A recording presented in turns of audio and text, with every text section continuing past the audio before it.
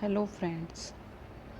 In this session and in coming sessions, we will discuss about the uh, data communication and telecommunication and how it is implemented in the networks and what properties it holds, which protocols it is uses, and how the data is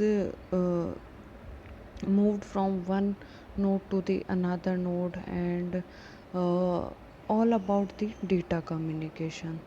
So uh, there are a huge number of importance of data transfer and data communication in today's life, because it is too fast lives, and there is always need of, or we can say in today's life there is a need of data communication, because there are huge works are depends on webs and on internet, we can say. So it is important to study about the data communication and networking. So in this session we just discuss the introductory portion of the data communication.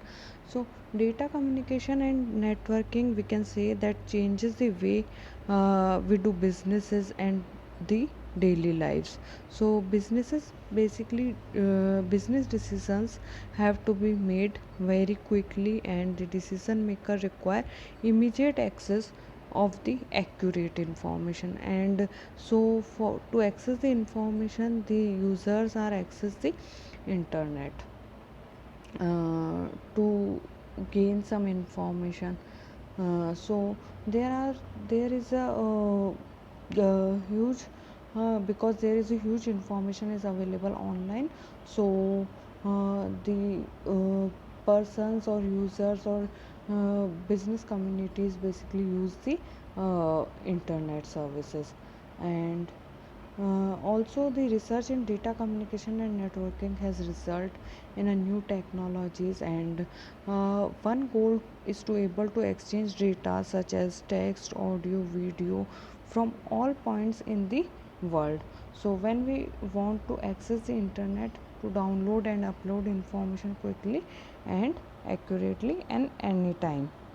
So there is always there is a need of internet and data communication services.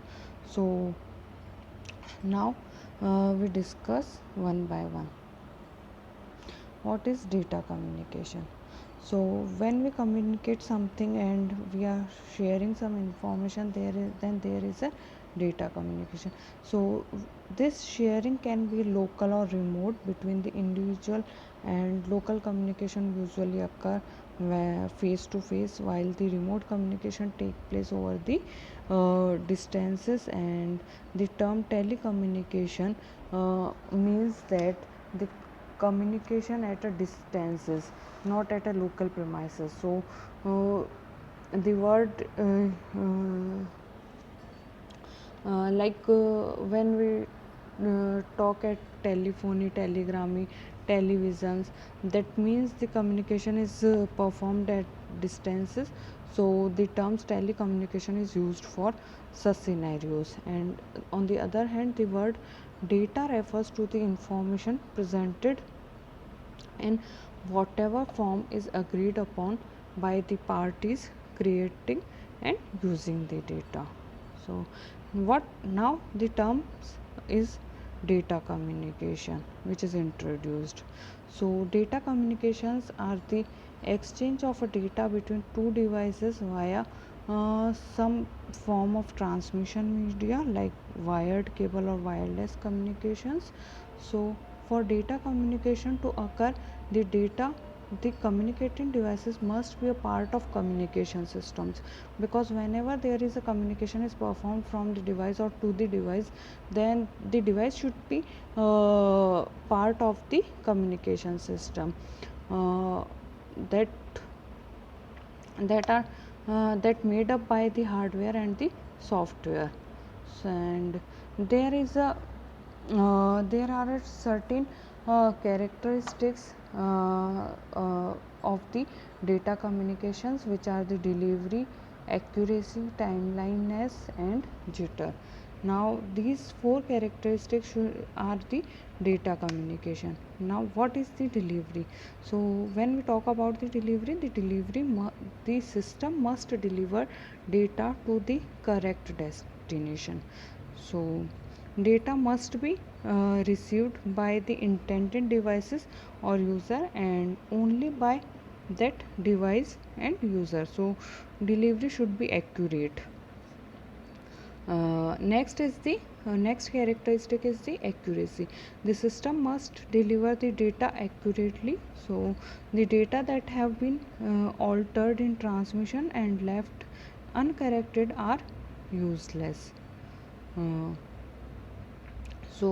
when we transmit some information over the internet, then the accuracy should be there, because what data sender is sending should be that same data should be received by the or reached to the destination system. Otherwise, if there is an alteration in between the transmission, then that information is not accurate information, or not acceptable by the destination system and the second party user. So next characteristic is the timeliness. The system must deliver the data in a timely manner. So data delivered late is useful less. There is no use of the late delivery. So when we talk about the audio and video, then the data should be delivered in a timely manner, because when there is a scenario like real time system, if we deliver the data, or the data is delivered late, then the importance of data is reduced. So, and the last one characteristic is the jitter.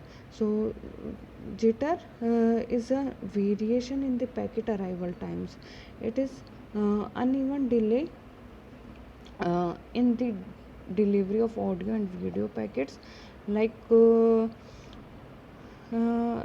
video packets are sent every 30 milliseconds if some of the packets arrived within 30 millisecond delay and other with 40 milliseconds delay, then an uneven quality in the video is the result. Like sometimes we see that there is an interruption in the video. It is because the jitter, because some packets are reached earlier and some packets are delivered late. So when we talk about the packet delivering, then the jitter between the packets should be equal. Next is the components of the data communication. So there are as we can see in this figure, there are 5 components of the data communication. First is the message is the information which needs to be transmitted, and after that the message is generated by the sender. So sender is the next component who generates the message and who wants to transfer the message. Then third is the receiver to whom the packet will be delivered. So receiver is also one of the important component. And fourth one is the transmission media. So when we want to deliver some information to the other person, then there should be a transmission media in between there. So the transmission media can be wireless or wired. Next is the protocol. Protocol is a set of rules that govern the data communication. It represents an agreement. So it is an agreement between the communicating devices. So without a protocol, two devices may be connected but not communicating. So just as a person is speaking in a French cannot be understood by a person who speaks only Japanese. So there should be some protocols, and these protocols are defined in the next coming lectures or sessions. The next is the data flow. So what uh, uh, do you mean by data flow? So when the communication is performed on the transmission medias, then or we can say that the communication between two devices can be a simplex, half duplex, or full duplex. So there is three type of data flow is supported at the transmission media. So in the case of the simplex mode, the communication is unidirectional as a one way street. So only one of the devices between the two devices on a communication link can transfer the data, and the other devices received the data. So is one, we can say, in these two devices, one is the sender and other is the receiver. As we can see in the figure, mainframe, here the mainframe system is work as a sender and the monitor is work as a receiver, and the data is always flow from mainframe to monitor. The next scenario is half duplex. In a case of half duplex, each station can transmit and receive data in a both direction, but not at the same moment. When one device is sending the data, then other is receiving the data, or the vice versa scenario is also there. So the half duplex mode is like one lane road with traffic allowed in both directions. uh, so this in this figure, we can say that is both the stations can transmit and send or receive the data, but at any moment of time only a single station is transmitting the data, and the other station is work as a receiver.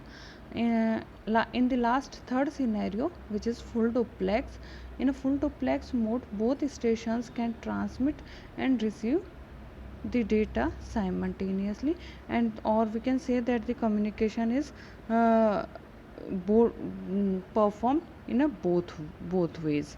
So both stations can transmit the data and receive the data as the same at same moment of time. So this is the these all three are the data flow concepts. Next is the network. Now what is the network? So a network is a set of device, or the device can be often known as nodes, which are connected by communication link. And a node can be a computer, printer, or any other device which is capable of sending or receiving data which is generated by the other device or node over the network. So this is the network in which devices are communicating and connected with each other in a direct or indirect way. Like there is an each device is connected with the all the other devices in a like fully connected graph, or maybe there is another scenario like all the devices are simply connected. Maybe there is a no direct one-to-one connection is there. So in the network system, distributed processing is there. Network criteria we will discuss, physical structure we will discuss, network models, category of network, and interconnection of network we will discuss. So there is an like in the case of a distributed processing, most network uses distributed processing, in which a task is divided among multiple computers uh, instead of one single machine being responsible for all aspects of the processing. And there are large number of computers are responsible for processing of the data. So distributed processing concept is also in the networks. Next is the network criteria. Network criteria can be performance, reliability, and security. It is a theoretical portion, so I just verbally discuss it. uh, like in a network criteria, The performance can be measured in many ways, like uh, trans transient time, response time. Like when we talk about the transient time, then it is the amount of a time required for a message to travel from one device to the another device. See, and when we talk about the reliability, so network reliability is measured by the frequency of failure and the time it takes a link to recover from failure, and the network robustness in is cataphoric. And the last one is the last network criteria is the security. So network security is another issue that includes protection of a data from unauthorized access and protection of data from the damage, and development and implementation of policies that provide the guarantees and accuracy of the data, and hiding the data from the attacks. So security should be there. uh, that that is the network criteria is like performance, reliability and security. Next is the physical structure. So physical structure provide the type of connection between the devices, and next is the physical topologies between the devices. So yes, this is the structure of the type of connections. There are two types of connections are provided in the network. One is the point to point connection, and next is the multi point connection. In a case of point to point connection, there is a dedicated link between the two devices. Like in a case of when we uh, change the television channel by infrared remote control, then we are establishing a point to point connection between the remote control and the television control system. And next is the multi point. In a multi point or we can say multi drop connection, in which more than two specific devices share a common link. Like we can say in this figure, the one base link is there which is shown through the bold black line, and there are three uh, stations are connected on this uh, be on this communication link, and the communication link is also connected using the connected by the mainframe system. So four systems are connected on a single transmission link. So and if in a multi-point environment, the capacity of this channel is shared either spatially or temporarily. If several devices can use the links simultaneously, then there is an spatially shared connection is there, and if user must take turn, then there is an time shared connection is there. So we can say that uh, this pink rods on a communication link shows that there is a drop line that connects the communication link to the stations, and these uh, thin black line shows the drop lines. Next is the physical topologies. The physical topology refers to the way in which a network is laid out physically. So which type of network is uh, uh, created or established when the devices are connected. So there can be four topologies are there in the network. Like first is the mesh topology, next is the star topology, then bus topology, and then ring topology. So in a case of mesh topology, we can say that there is a fully connected graph is scenario is there, in which each of the station is connected by the other uh, all the other stations. So if there are n node in a network, then the each of the node is connected with n minus 1 other stations. So there is an dedicated link between all these devices, and the communication is like point to point connection is there. So when we so there is an n multiplied by n minus 1 physical links are required to connect all these devices. So when the uh, links are supported by simplex communication, whereas if each physical link allow communication in a both direction, or if it supports the duplex mode, then the number is divided by 2, and we can say that there is a need of n multiplied by n minus 1 divided by 2 duplex mode links. So there is a huge number of connections are required when we establish a mesh topology. So and it is not possible, or we can say it is not easy to connect each of the devices with each of the other remaining devices. So the and the practical example of a mesh topology is the connection of a telephone region office, in which each regional office needed to be connected to every other regional offices, uh, because telephone regional offices are connected, should be connected with the other regional offices, so the communication will be set up between the both the parties. Next is the star topology. In a case of star topology, in this scenario, each device has a dedicated point to point link only in a central controlled controller, and that controller is known as an hub. So in this scenario, each of the station is connected with the hub only.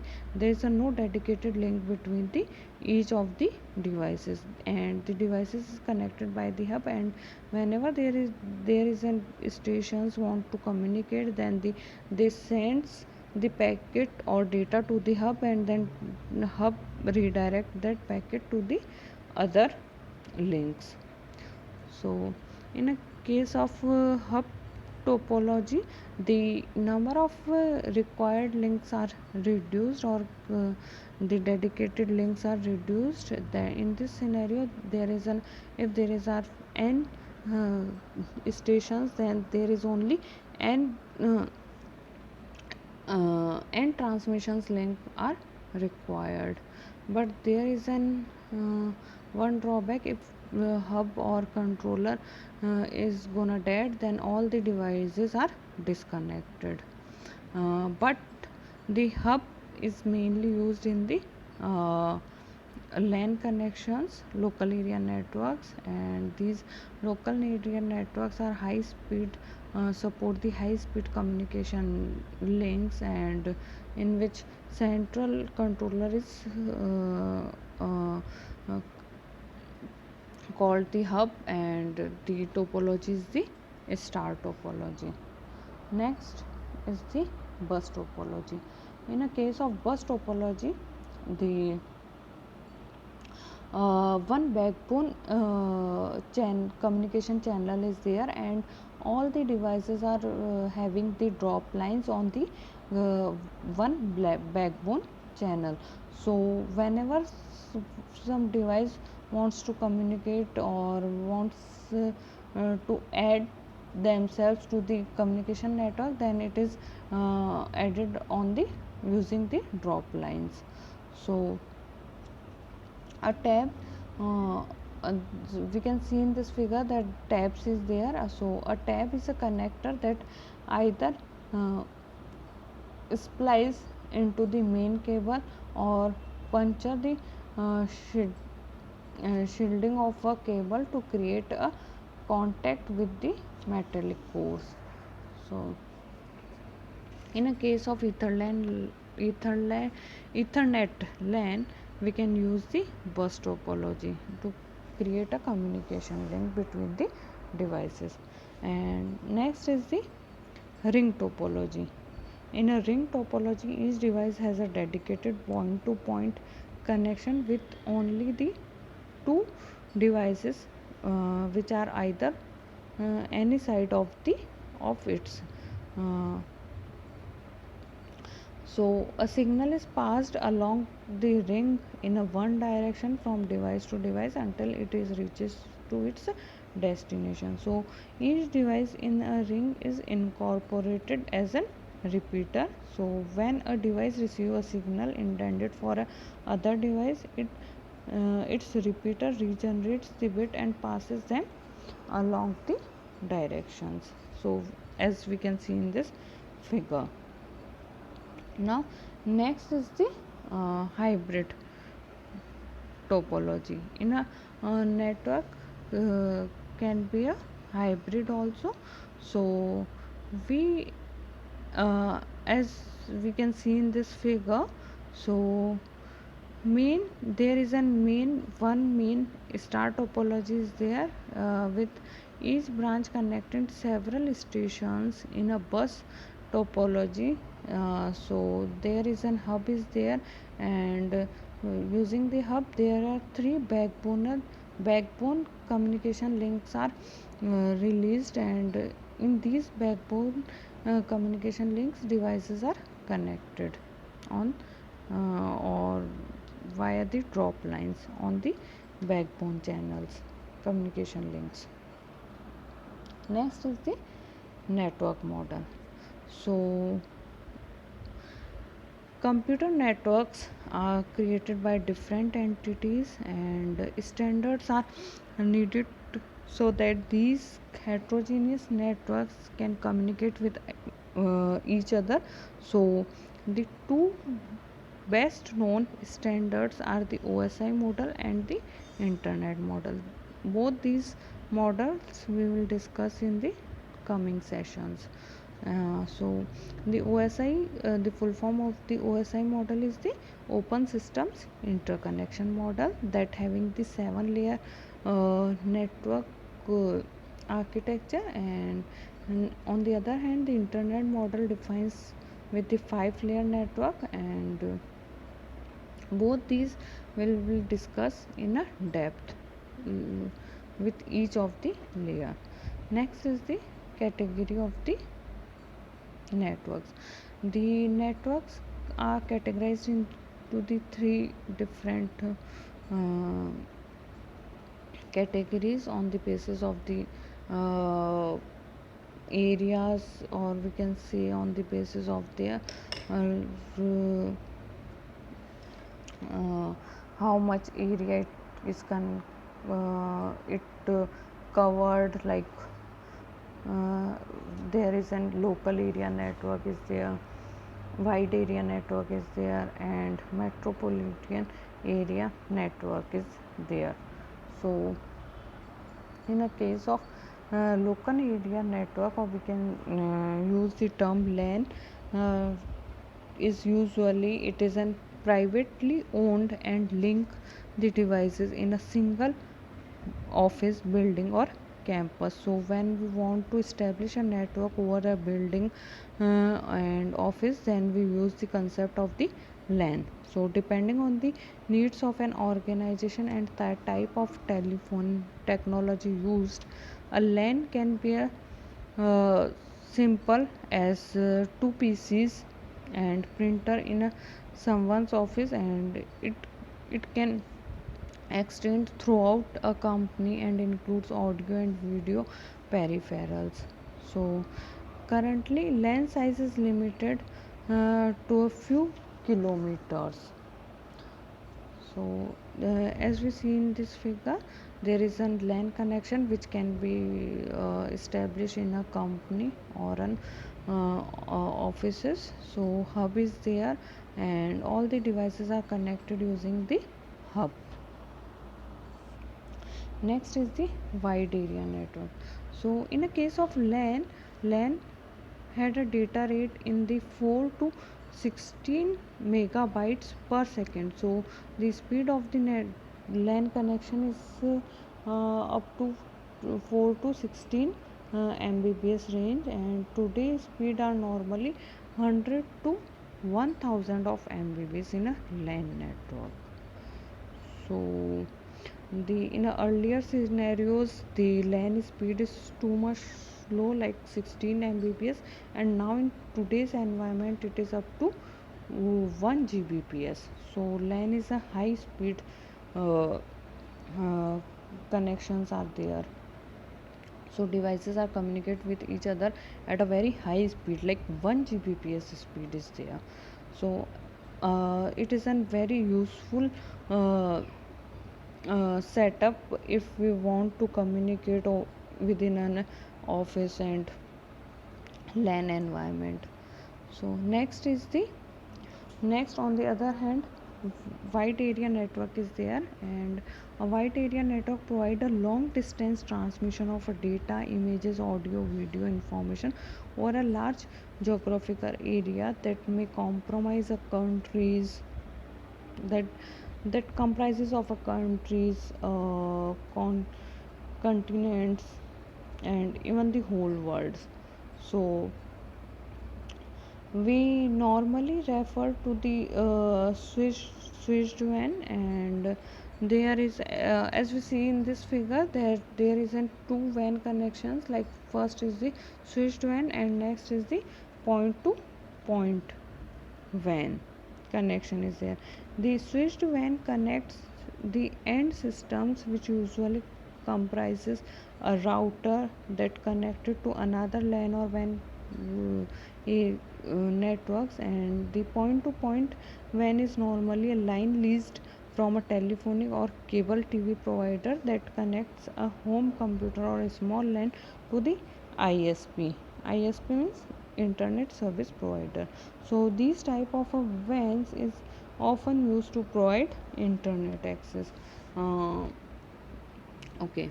On the other hand, an switched WAN is an X.25 uh,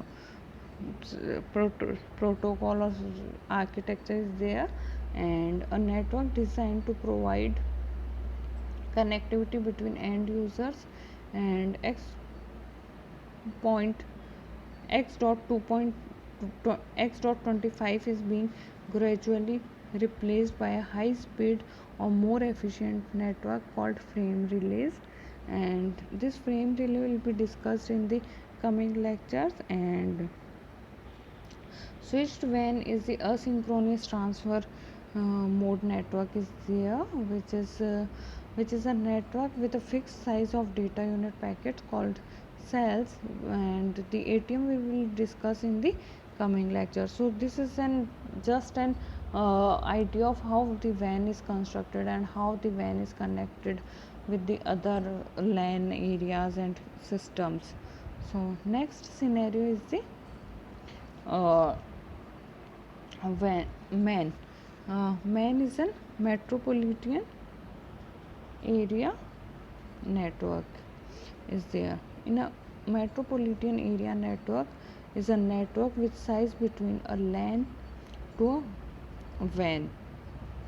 That means LAN connection to the um, wide area network. So it is normally cover the area inside a town or a city, and it is designed for a customer who needs a high speed connectivity, normally to the internet, and have endpoints spread over a city and a part of city.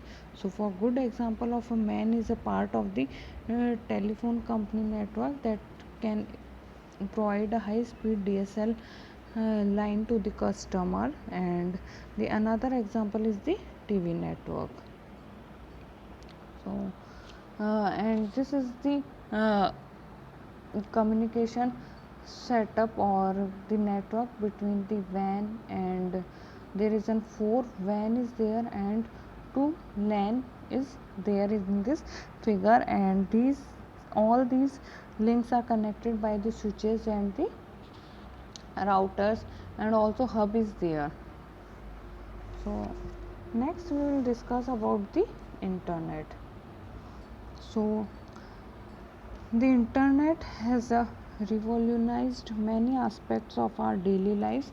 It has affected the way we do businesses as well as the way we spend our times. So the internet is a communication system that has brought a wealth of information to our fingerprint, to our fine tips and organizations uh, for our uses. So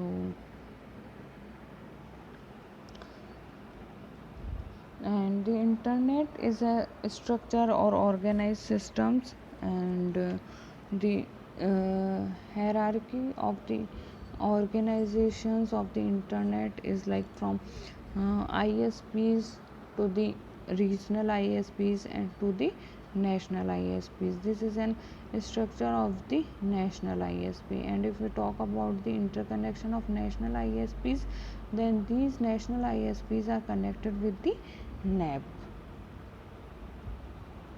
and the there is an NAP is an a mediator or middle point of the national ISPs, and that NAP is the network access points. So all these national ISPs are communicating or work on the basis of the NSPs. So this is the National Internet Service Provider. The National Internet Service Provider are the backbone network created and maintained by specialized companies, and there are many national ISPs pro, operating in North America, and some of the most well known are SprintLink, SPINet, UNet Technology, AGIS, and Internet MCI. So, to provide connectivity between the end users, the backbone network are connected by complex switch stations called NAP, network access points. So this is how the internet is provided all over the world. Next is the protocol and standard. What do you mean by protocols and standards? So protocol for in a computer network, communication occurs between entities in a different system, and an entity is anything capable of sending or receiving information. So when two devices are connect uh, so two devices cannot simply send bit stream to each other and expect to understand. So for communication to occur, the entities must agree on a certain protocol, like as we talked earlier, like one of the user is understood only French and other is Japanese. So some uh, standard should be there, so both the devices can able to communicate with each other. So protocols should be there, and a protocol is a set of rules that govern data communication, and a protocol defines what is communicated, how it is communicated, and when it is communicated. This is the three tasks should be performed under the protocols, and there are three key elements of a protocol. One is the syntax, another is the semantics, and third one is the timing. So syntax, the term syntax refer to the structure of a or format of the data, meaning the order in which they are presented. Next is the semantics. The word semantic refer to the meaning of each section of bits. So how is a particular pattern to be interpreted and what action is to be taken based on the interpretation. Next is the timing. The term timing refers to the two characteristics: when data should be sent and how fast it should be sent. And next term which will used in the data communication is the standard. Standard are essential in creating and maintaining an open and competitive market for equipment manufacturers and guaranteeing national and international interoperability of data and telecommunication technologies and processes. So standard should be there to uh, for communication, for maintenance, and for competitive market to uh, manufacture the devices and to guaranteed national and international interoperabilities. So standard provide the guidelines to manufacturers, vendors, and government agencies and other service providers to ensure the kind of interconnectivity necessary in today's marketplace, because the devices should be meet some standards. If the devices are follow different standards, then they not be able to communicate with each other. So standard should be there. And data communication standard fall into two categories: one is de facto and other is de jure. In a de facto standard that have not been approved by an organization body have been adopted as a standard through widespread use of de facto standards.